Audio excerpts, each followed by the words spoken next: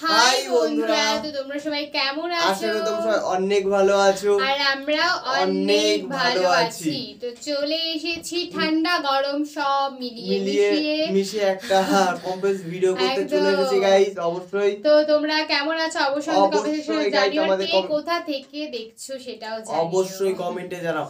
তো আজকে আমাদের সাবস্ক্রাইবের রিকোয়েস্টেড একটা ভিডিও নিয়ে গাইস আজকে চলে এসেছে। অনেক দিন ধরে একটা মানে তোমার ভিডিও দেখার জন্য আমাদেরকে বলছে এটা আমরা তাকে সর্বশ্রেষ্ঠ মানে থ্যাংক ইউ বলতে চাই, কারণ আমরা সবাইকেই বলি যে তোমরা আমাদের কমেন্ট সেকশনে জানাও যে কি ভিডিও আমরা বানাবো, তোমরা কেমন ভিডিও দেখতে চাও। তো সত্যি সে মানে অনেকেই লিখে, তো আজকে মেনশনই আমরা সেই ভিডিও নিয়ে চলে এসেছি। তো এমডি আমিনুর রহমান সে আমাদেরকে বলেছে যে আজহারি হুজুরের একটা ভিডিও নিয়ে চলে আসতে। তো আমরা ফাইনালি আজকে চলে এসেছি যে আজহারি হুজুরের একটা মারাত্মক লেভেলে একটা ভিডিও নিয়ে আমরা চলে এসেছি। আশা করা যায় ভীষণই ভালো হবে। আর যে আমাদেরকে ভিডিওটার জন্য আর কি কমেন্ট করেছে তাদেরকে অসংখ্য ধন্যবাদ গাইস। তো যারা যারা এখনো পর্যন্ত চ্যানেলকে সাবস্ক্রাইব করোনি, প্লিজ গাইস সাবস্ক্রাইব করে দাও। যারা সাবস্ক্রাইব করেছো গাইস তাদেরকে অসংখ্য ধন্যবাদ। তো চলো গাইস বেশি কথা না বলে আজকে টাইটেলটি আগে দেখে নেওয়া যাক। তো বলছে এক সাহাবীর ঘটনা বলতে গিয়ে আজহারি কাঁদলেন। তোমরা বুঝতেই পারছো যে একজন মানুষ কত ভালো মানে কথা বলে, সে যদি কারো সম্পর্কে বলতে এরকম কাঁদে তাহলে মানে বিষয়টা কত দূর দাঁড়ায়। তো আমাদের মেইন ভিডিও ডেসক্রিপশনে চলে আসবে, তো সেখানে সবাই দেখে নিও। তো চলো গাইস বেশি কথা না বলে আজকের ভিডিওটি শুরু করি। ওযু করে সিজদায় লুটিয়ে পড়ে চোখের পানি ছেড়ে আল্লাহরে পাপের স্বীকৃতি দেন। আল্লাহ, এমন কোন জুলুম নাই, গুনাহ নাই আমি করি নাই, সগীরা কবিরা, জেনে না জেনে, ইচ্ছায় অনিচ্ছায়, শিরকি বেদাতি সব গুনাহ করেছি। আল্লাহ, আকাশের নিচে জমিনের উপরে আমার চেয়ে বড় গুনাহগার আর কেউ নাই। মোবারক। চোখের পানি ছেড়ে আল্লাহরে বলেন, আল্লাহ, আমি ছাড়া তোমার গোলামের অভাব নাই, তুমি ছাড়া আমার দ্বিতীয় কোনো রব নাই, তুমি ছাড়া তো কেউ আমার গুনাহ ক্ষমা করার নাই, তুমি আমার রব, তুমি আমার সব। বলতে পারবেন? এই তাহরির আমার পটুয়াখালীর ভাই, এই স্বীকৃতিটা দেখতে আল্লাহ বড্ড ভালোবাসে, কারণ আমরা সবাই গুনাহগার। আমরা সবাই কি? বিশ্বনবী বলেন কুল্লুকুম খাত্তাউন, আ বানি আদম, তোমরা সবাই পাপী। সবাই কি? সবাই পাপী। আমরা সবাই পাপী। আপন পাপের বাটখারা দিয়ে অন্যের পাপ মাপি। আমরা যে পাপী এটা ভাবতে মনে চায় না কারো, খালি অন্যের পাপ দেখি আমরা, এটা ভুল। ওর এই পাপ, ও পাপী, ও জালেম, ও জাহান্নামী, এরকম একটা টেন্ডেন্সি। আমার যে কি হালাত এটার খেয়াল নাই। খেয়াল করতে হবে যে আমি সবচেয়ে বড় পাপী, ঠিক কিনা বলেন? পাপ করি নাই এমন কেউ আছি? হ্যাঁ আছি। কেউ না জানলেও জানে কে আমার পাপের ঘটনা? পৃথিবী না জানুক আমি তো জানি আমি কি পাপ করেছি। হায় ও আমার কলিজার টুকরা ভাইয়েরা, মাথাটাকে নিচু করে জীবনের সব গুনার ফিরিস্তিগুলো একটা একটা করে স্বীকার করে আল্লাহরে বলেন, আল্লাহ আমি পাপী। আল্লাহ, আমার চেয়ে বড় পাপী এই দুনিয়াতে কেউ নাই। আকাশের নিচে জমিনের উপরে আমার চেয়ে বড় পাপী কেউ নাই। একটা একটা করে আল্লাহ স্বীকার করি আমি পাপী। সব পাপের স্বীকৃতি দিলাম। পৃথিবী না জানুক আমি তো জানি আমি কি পাপ করেছি। হায় আমার পাপের করলে বিচার, বাচার আমার নাই উপায়। দয়াময় তুমি মাফ করো আমায়, মাফ করো। আল্লাহ তাআলা যদি দয়া করে আমাদেরকে মাফ না করে, আমাদের বাঁচার কোনো উপায় নাই। আপনি কি ভেবেছেন আপনার নামাজ দিয়ে আপনি জান্নাতে যাবেন? আপনি তাহাজ্জুদ গুজার, সেজদা দিতে দিতে কপালে দাগ ফেলেছেন, এটা আপনারা জান্নাতে নেবে না। আপনি এলাকার সবচেয়ে বড় হাতেমতাই, দানশীল, এই দানের ভরসায় বসে আছেন, কুশ্চিত কালো না। আমাদের নামাজ, আমাদের রোজা, আমাদের ইবাদত, এগুলোকে মিজানের পাল্লায় উঠালে কোনো ওজনই হবে না। তবে আমাদের একটা কৌশল জানা আছে, আমরা আল্লাহর রহমতের ভিখারি। আমরা সেদিন আগেই গুনার স্বীকৃতি দিয়ে দেব। আমরা বলবো আল্লাহ তুমি প্রশ্ন করার আগে তোমার একটা কথা বলি, আমারে কিছু জিজ্ঞেস করো না, আমি সব করেছি। এমন কোন পাপ নাই যে পাপ আমারে দিয়ে হয় নাই। তোমার রহমত দিয়ে তুমি জান্নাতে পাঠাবা, তোমার দয়ায় জান্নাতে যেতে চাই, আমল দিয়ে না। পারবেন বলতে? কিয়ামতের দিন আমরা বলবো আল্লাহ আমার আমল দিয়ে জান্নাত চাই না, আমি তোমার দয়া দিয়ে জান্নাত চাই। তোমার দয়া ছাড়া আমার কোনো উপায় নাই। কারণ আল্লাহ যদি বিচার করে বাঁচার কারো উপায় নাই। আল্লাহ যদি বলে ফেলেন তুই এটা করলি কেন, ওখানে গেলি কেন, কোরআনে 1000 বার নিষেধ করলাম তারপরেও এই পাপে জড়ালি কেন, এরকম প্রশ্ন ছুড়ে দিলে আমার উত্তর আছে? বাঁচার কোনো উপায় আছে? রোজ হাসরে হে আল্লাহ আমার করুণা বিচার, আল্লাহ করুণা বিচার, বিচার চাহি না তব দয়া চাহি, এ গুনাহগার করুণা বিচার। আপনার আমল দিয়ে জান্নাতে যাবেন? কি দিয়ে যাবেন? আল্লাহর দয়া দিয়ে। আল্লাহর রহম আর দয়া ছাড়া কেউ জান্নাতের চেহারাও দেখতে পাবে না। চাইবো একজন সত্তার কাছে, আওয়াজ করে বলুন তিনি কে?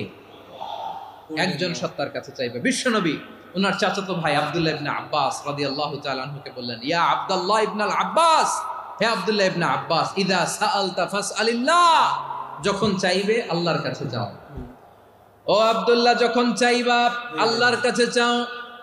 ওয়া ইযা ইসতাআনতা ফাসতাইন বিল্লাহ, যখন সাহায্য চাইবা আল্লাহর কাছে ফরিয়াদ করো। জেনে রেখো আব্দুল্লাহ, ওয়া'লাম আন্নাল উম্মাতা লাউ ইজতামাআত আলা আন ইয়ানফাউকা বিশাইইন লাম ইয়ানফাউকা ইল্লা বিশাইইন ক্বাদ কাতাবাহু আল্লাহু লাক। ও আব্দুল্লাহ, জেনে রেখো, মনে রেখো, গোটা বিশ্বের সবাই মিলে যদি তোমার উপকার করতে চায় ততটুকুই তারা করতে পারবে যতটুকু আল্লাহ তোমার নসিবে সেটা লিখে রেখেছে। ঠিক কিনা বলেন?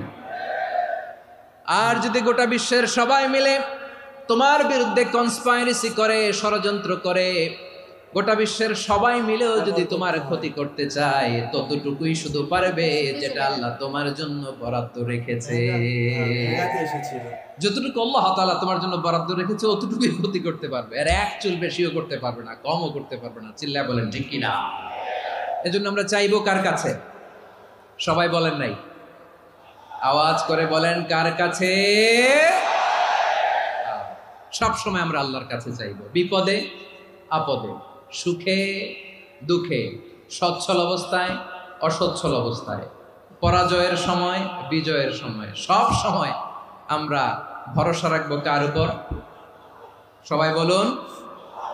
একদল লোক আছে যারা বিপদে পড়লে আল্লাহরে ডাকে, আছে না নাই? পটুয়াখালীতে মাশাআল্লাহ নাই। বিপদ আসলে আল্লাহরে ডাকে, বিপদ নাই আল্লাহও নাই। বিপদে পড়লে নামাজ পড়ে, বিপদও নাই নামাজও নাই। বিপদে পড়লে জিকির করে, বিপদ যখন চলে যায় ওদের জিকিরও বন্ধ হয়ে যায়। এরকম আছে না নাই? কিছু লোক দেখবেন পরীক্ষা আসলে নামাজ পড়ে, আছে আছে। জেনজি আওয়াজ করো, এরকম আছে? এই কমন পড়ে গেছে, কমন পড়ছে। দেখবেন পরীক্ষার সময় নামাজ পড়ে, পরীক্ষাও নাই নামাজও আছে। এরকম কিছু লোক আছে অসুস্থ হলে আল্লাহরে বড্ড ভালোবাসে, আল্লাহরে খুব ডাকে। অসুস্থ হইলে অসুস্থতাও নাই, আল্লাহ স্মরণও নাই। দেখবেন কিছু লোক নির্বাচন আসলে খুব আল্লাহওয়ালা হয়ে যায়। তখন দেখবেন মাথার মধ্যে হেজাব লাগায়, পাঞ্জাবি লাগায়, আল্লাহওয়ালা হয়ে যায়। নির্বাচনও নাই, এরপরে আল্লাহর কথাও নাই। আছে না নাই? না, এরকম হওয়া যাবে না। সব সময় আমরা আল্লাহরে ডাকবো, বিপদে আপদে সব সময় ভরসা রাখবো আমরা একজনের উপর। আওয়াজ করে বলেন তিনি কে? এ কথাই আল্লাহ তাআলা আমাদের চোখে আঙ্গুল দিয়ে জানিয়ে দিলেন, ফাইদা রাকিবু ফিল ফুলকি দা'াউল্লাহ মুখলিসিনা লাহুদ্দিন فلما نجاهم إلى البر إذا هم يشركون আল্লাহ বলে একদল লোক আছে তারা যখন নৌযানে চড়ে জলযানে চড়ে সাগরের মধ্যে যখন জাহাজে চড়ে লঞ্চে চড়ে তারা যখন তুফানের সম্মুখীন হয় তখন তারা আল্লাহরে বড্ড বেশি ডাকে একান্ত ভাবে ডাকে বিশুদ্ধ চিত্তে ডাকে আবার তুফান থেকে তাদেরকে সেফ জোনে নিয়ে নিরাপদ জোনে নিয়ে যখন বন্দরে আমি আল্লাহ তাদেরকে ভিড়িয়ে দেই ওই লোকগুলো আবার আমি আল্লাহর সাথে শিরিক করে এরকম আছে না নাই জাহাজে উঠছে সাগরের মাঝখানে তুফান ওই সময় দেখবেন আল্লাহ কারে কয় এই কথা তো আপনাদেরকে বোঝানো সহজ আপনারা তো নদীর দেশের মানুষ লঞ্চে চড়েন নাই কারা কারা দেখি লঞ্চে চড়ছেন হ্যাঁ লঞ্চে চড়ে নাই এরকম একজনও নাই এখানে আচ্ছা লঞ্চে উঠছেন কে কে দেখি মাশাআল্লাহ মাশাআল্লাহ মাশাআল্লাহ ঠিক আছে আপনাদের বোঝানো সহজ আচ্ছা লঞ্চে উঠে তুফানের সম্মুখীন হয়েছেন জলোচ্ছ্বাস সবাই মাশাআল্লাহ তো এই ওয়াজ তো আপনাদের মুখস্থ ঠিক কিনা বলেন আমার বলার দরকার নাই বলেন মাঝ নদী তুফান জলোচ্ছ্বাস জলের মধ্যে উচ্ছ্বাস ঢেউ টর্নেডো সাইক্লোন মেঘের ঘনঘটা পরিবেশ ঘুটঘুটে অন্ধকার লঞ্চ একবার এদিকে আরেকবার ওইদিকে ভিতরে কি অবস্থা হয় বলেন তো হ্যাঁ তখন মুসলিম আল্লাহর ডাকে হিন্দু আল্লাহর ডাকে ঠিক কিনা বলেন আস্তিক আল্লাহর ডাকে নাস্তিক আল্লাহর ডাকে ঠিক কিনা লঞ্চের ভেতর স্টিমারের ভেতর কান্নারে রোল পড়ে যায় চিৎকারের রোল পড়ে যায় সবার মুখ দিয়ে শুধু একটা আওয়াজ লা ইলাহা লা ইলাহা লা ইলাহা সুবহানাল্লাহ আলহামদুলিল্লাহ লা ইলাহা আল্লাহ নামের জিকির করবে যারা আল্লাহর কাছে প্রিয় তারা আল্লাহর কাছে প্রিয় যারা জান্নাতে প্রবেশ করবে তারা জোরে লা ইলাহা লা ইলাহা ইল্লাল্লাহ লা ইলাহা ইল্লাল্লাহ মুহাম্মাদুর রাসূলুল্লাহ সাল্লাল্লাহু আলাইহি ওয়াসাল্লাম আমার প্রিয় পটুয়াখালীবাসী তাহলে লঞ্চের ভেতরে যখন আমরা তুফানের মধ্যে পড়ি তখন সবাই মিলে আমরা একটা নামের জিকির করি নামটা কার মুসলমানেরাও ডাকে হিন্দুরাও ডাকে আস্তিকও ডাকে নাস্তিকও ডাকে সবাই ডাকে একজনকে তিনি কে আবার দেখবেন ওই আল্লাহ তুফানের পরে ঝড়ের পরে ওই লঞ্চটাকে যখন সদর ঘাটে ফিরিয়ে দেয় আবার আমরা নাফরমানি শুরু করে দেই সে কোথায় আল্লাহ বললেন ফাইদা রাকিবু ফিল ফুলকি দা'আল্লাহা মুখলিসিনা লাহুদ্দিন فلما نجاهم إلى البر إذا هم يشركون সাগরে যখন তুফানে পড়ে আমি আল্লাহর ডাকে আবার আমি আল্লাহ যখন বাঁচিয়ে দেই আবার আমি আল্লাহর সাথে শিরিক শুরু করে আমরা কি এরকম হতে চাই নাকি এরকম করবেন হ্যাঁ না আমরা তুফানে পড়লেও আল্লাহরে ডাকি আবার বাঁচায় দেওয়ার পরেও ডাকি কারে আল্লাহকেই ডাকি বিমানের মধ্যে মাঝে মাঝে দেখবেন যে এয়ার টার্বুলেন্স হয় জানেন এয়ার টার্বুলেন্স জানেন তো মাঝে মাঝে বিমানটা বাউন্সিং করে বাম্পি ভেরি বাম্পি ওয়েদার শুনেন নাই 40,000 ফিট উপরে যখন থাকে তখন পাইলট মাঝে মাঝে বলে dear passengers ladies and gentleman right now we are flying 40,000 feet above the ground and we are passing very air turbulence very heavy air turbulence right now please fasten your seat belt দেখবেন মাঝে মাঝে বলে যে ভদ্র মহিলা ভদ্র মহোদয়গণ আমরা 40,000 ফিট উপর দিয়ে যাচ্ছি আর এয়ার টার্বুলেন্স ফেস করছি মেহেরবানি করে আল্লাহর রাস্তে সিট বেল্ট বাঁধুন তখন বিমানটা এরকম বাউন্সিং করে শেকিং করে আপনারা মুখোমুখি হয়েছেন ইদানিং এই এয়ার টার্বুলেন্স বেড়ে গিয়েছে গত বছর আমার ইন্টারন্যাশনাল অনেকগুলো ফ্লাইট ছিল, তো আমি দেখলাম যে আগের ফ্লাইটগুলোর তুলনায় এখন এয়ার টার্বুলেন্স খুব বেশি। আমি একটু রিসার্চ করে দেখলাম ক্লাইমেট চেঞ্জের কারণে, জলবায়ু পরিবর্তনের কারণে আকাশের বাতাসের মুভমেন্টে পরিবর্তন হয়েছে, ফলে এখন বিমান শেকিং করে বেশি, বাউন্সিং, বাম্পি ওয়েদার। তো বলেন তো 40,000 ফিট উপরে যখন আপনি, কয় হাজার ফিট, সবাই বলুন কয় হাজার ফিট, 40,000 ফিট উপরে যখন আপনি, তখন যখন বিমানটা এরকম বাউন্সিং করে, সবাই যখন ভমিটিং করে বিমান নষ্ট করে দেয়, বমি করে, তখন বাঁচানোর কে আছে আল্লাহ ছাড়া? কেউ আছে? ওই মুহূর্তেও সবাই মিলে একজনের ডাকে আওয়াজ করে বলেন তিনি কে? মাঝে মাঝে কিছু সোশ্যাল মিডিয়ায় কিছু ভিডিও পাওয়া যায় যে হেভি যখন এয়ার টার্বুলেন্স হয় 10 সেকেন্ড 15 সেকেন্ডের কিছু ভিডিও পাওয়া যায়, বিমানটা এরকম বাউন্সিং করছে, বাম্পি ওয়েদার, কাঁপছে, মানুষগুলো বমি করছে, অক্সিজেন মাসগুলো সব ঝুলে পড়েছে, বিমানটা শুধু কাঁপছে। তখন দেখবেন বিমানের ভেতরেও এরকম লঞ্চের মতো চিৎকার আছে না নাই? বিমানের ভেতরেও তখন চিৎকার।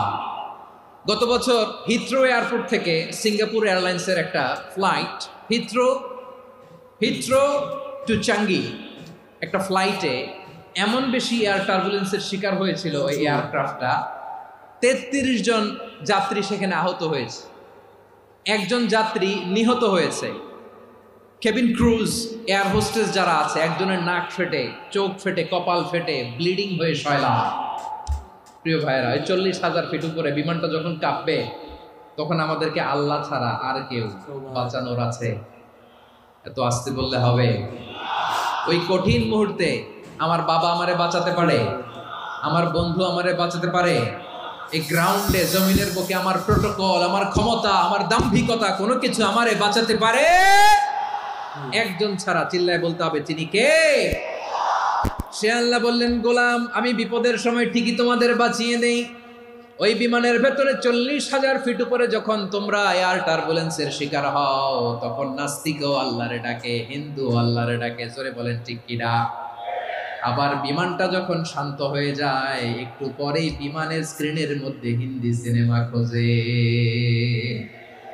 বিমানের স্ক্রিনে কিন্তু বিশাল ওখানে আফলাম ফিল্মের একেবারে বোঝাই করা। বিমানটা শান্ত হলে আবার হিন্দি সিনেমা দেখা শুরু করে। একটু আগে ডাকছিল কারে? দেখবেন বাংলাদেশে আমাদের ক্রিকেটাররা যখন অন্য কোনো দেশের সাথে খেলে, অনেক সময় এমন হয় বল বাকি একটা, রান দরকার 6টা, বল বাকি কয়টা? পটুয়াখালী বুঝে নাই বোধহয়, বল বাকি কয়টা? তো বন্ধুরা, আমাদের ভিডিওটি তোমাদের কেমন লাগলো অবশ্যই গাইস তোমরা কমেন্টে জানিও, কারণ তোমাদের রিকমেন্ডেড ভিডিও আমরা করছি। তো অবশ্যই তোমরা প্লিজ তোমরা কমেন্টে জানাও যে তোমাদের কেমন লাগলো ভিডিওটি। উনি লিটারেলি কথা বলছে আর চোখ দিয়ে জল বেরিয়ে গেছে, মানে উনি এত ভালো কথা বলছে যে ওনার মন পুরো গলে গেছে। মানে কোথায় সে আমাদের আজানকে ব্যঙ্গ করতে এসেছিল, সেখানে আজকে আজান তার মানে জীবন হয়ে গেছে, এরকম একটা ব্যাপার। অবশ্যই আমরা তার সে মক্কাতে যে তোমার নামাজ পড়ছে মক্কাতে, মানুষ কতটা চেঞ্জ হতে পারে বুঝতেই পারছো। অবশ্যই। তো গাইস, ভিডিওটি কেমন লাগলো, একটা কথা বলো, ভিডিওটি কেমন লাগলো গাইস তোমরা প্লিজ গাইস কমেন্টে জানাও, কারণ তোমরা যত কমেন্ট করবে তত আমাদের মোটিভেশন বাড়বে। তো অবশ্যই তোমরা কমেন্ট করো, তোমরা কোন ধরনের ভিডিও চাও অবশ্যই কমেন্টে জানিয়ে দাও, আমরা সেরকম ধরনের ভিডিও নিয়ে গাইস তোমাদের সাথে চলে আসব। দেশ থেকে আমাদের ভিডিওগুলো দেখছো তো সেটা কিন্তু অবশ্যই আমাদেরকে জানিও, কারণ আমাদের যে রিকোয়েস্টটা করেছে সে কিন্তু টোটালি বাংলাদেশে ছিল। তো আমরা সবাই জানি, মানে আমরা দুজন জানি যে আমাদের ভিডিওগুলো কিন্তু বাংলাদেশ বেশি পছন্দ করে। তো অবশ্যই ওনার দেশটাকে তো আমরা সত্যি মানে নিজের মতো করে ভালোবাসি বলেই কিন্তু এত ভিডিও বানাতে মোটিভেশন আমরা পাই। তো সো থ্যাংক ইউ তাকে যে আমাদেরকে এত ভালো ভালো কমেন্ট করার জন্য। তোমরা বেশি বেশি করে কমেন্ট করো গাইস, তোমাদের কমেন্টের রিকোয়েস্ট আমরা সবাইদের রিকোয়েস্ট রাখবো। তো তোমরা ভালো ভালো কমেন্ট করো, ভালো ভালো ওয়াজের কমেন্ট করো। তো আর যত দিন যাবে তোমরা খুব ভালো হও, খুব কেউ খারাপের পথে যেও না, শুধু ভালো হও। মানে ভালো হলে তো মানুষ প্রচুর ভালো হয়, খারাপ হলে প্রচুর খারাপ হয় ওনার কথা অনুযায়ী। তো সবাই খুব ভালো থাকো, ভালো সবাইকে রাখো। তো অবশ্যই। তো চলো গাইস, নতুন কোনো ধামাকাদার ভিডিওতে তোমাদের সাথে আবার দেখা হবে। আজকের মতন এখানেই, টাটা।